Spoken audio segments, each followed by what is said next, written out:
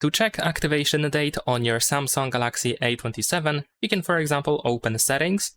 And the first thing that we can do is we can go to Battery.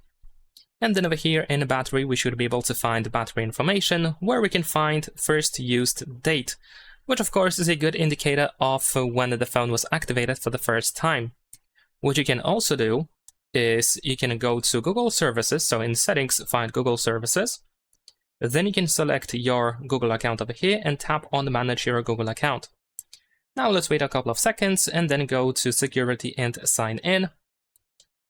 Then we should be able to scroll down in here to find sessions on Android phones. So we're gonna go over here.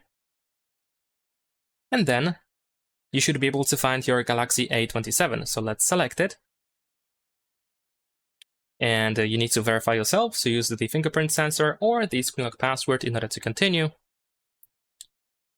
And then you should be able to find the first sign-in date, which of course is the indicator when you signed into your phone for the first time using the selected Google account. Of course, you might want to switch the Google account, especially if you use multiple accounts. You want to make sure that you have selected the one that you actually used for the first time, the first one. And in case you, for example, signed into your Google account a little bit later than once you got your phone, then of course this information might be slightly inaccurate. So something to consider. And that's pretty much it. Leave a like and subscribe.